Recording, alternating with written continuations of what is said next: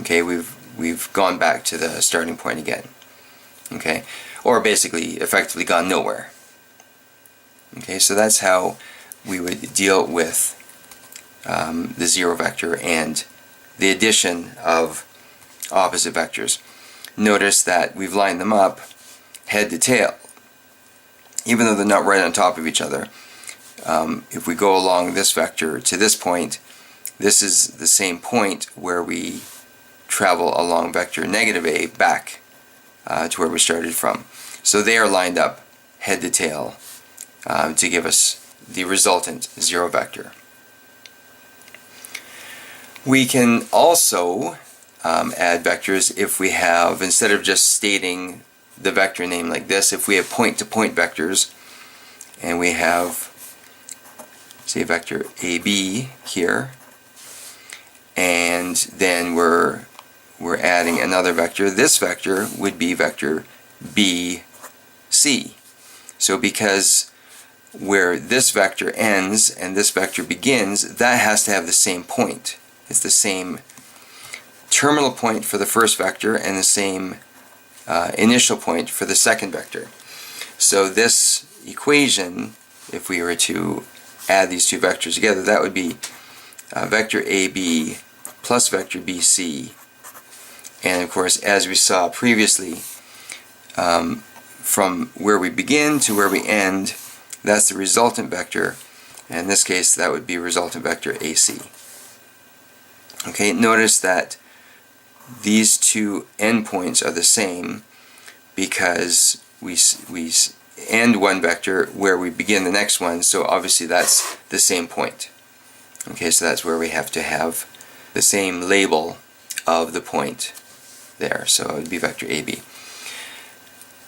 If we were to add vector, say, MP plus vector QP, for example, well, we can't combine those because vector MP, well, P and Q don't match up. And as I mentioned earlier, the first letter represents the initial point of the vector, or the tail of the vector, and the second letter represents the terminal point, or the head of the vector. So that's the tail, that's the head, this is the tail, that's the head. This head is not at the same place as this tail. So in order to add these two vectors together, we would actually have to say vector MP plus negative vector QP. And negative vector QP, well, if it's the negative of this vector, it's the opposite vector, which means that this vector would just turn around to be plus vector PQ. So negative QP is the same as PQ, and therefore that would end up being vector MQ as the result.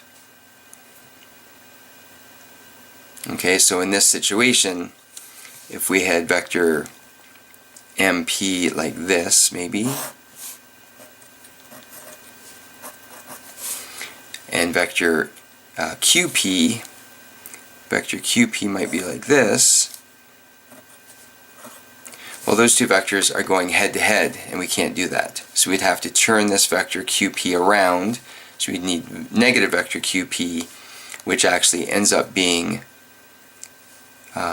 vector PQ, and vector MP plus vector PQ gives us the resultant of vector MQ, as stated here.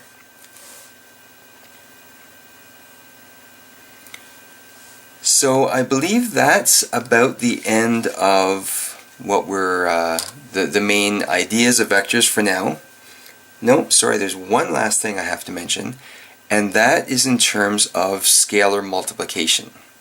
So I mentioned up here that we can't add a scalar and a vector together. We need to have the scalar or the vector representation of 0 in order to add it to another vector. So vectors can add together. We've now shown basically vector subtraction by turning vectors around. Okay, they still have to add up. They have to be aligned head to tail. So sorry, just to get back to this briefly, if I said vector MP minus vector QP, then that would be the same as vector MP plus negative vector QP. Okay, so these are the same statement. Okay, that's the same thing. We're adding a negative vector.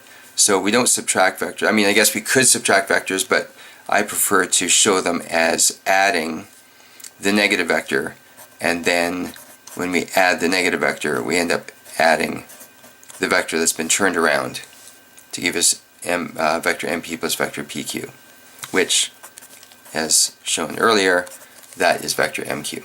Okay, so this was an example of vector subtraction, but we turn it around to make it into addition and align the vectors head to tail as we do with vector addition. Okay, so we've got vector addition, we've got vector subtraction. We have to make sure that the vectors are being added and subtracted together and not a vector added or subtracted with a scalar, because that doesn't make any sense. The one thing we can do, though, that mixing scalars and vectors, is we can do scalar multiplication. So if I have, say, some vector A here, I can multiply it by a scalar, and this would be 2 vector A. Okay, so we just double the length of it.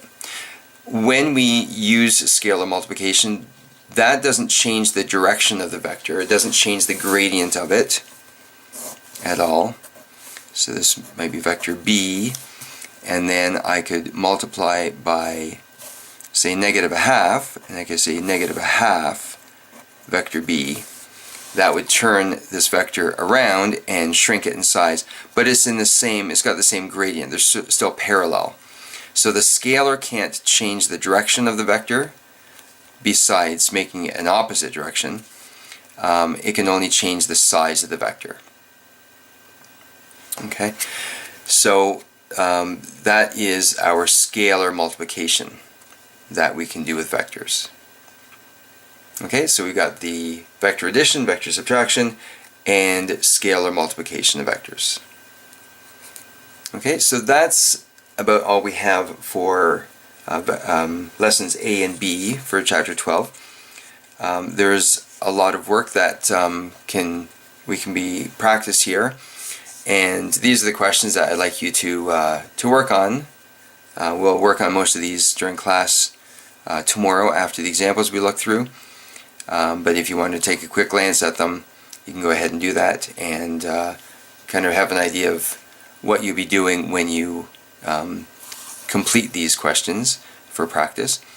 And there are examples in the textbook in sections 12A and 12B that you can look at to kind of help you understand more of these concepts before we do the other examples in class tomorrow. So thanks for watching, and we'll see you in class.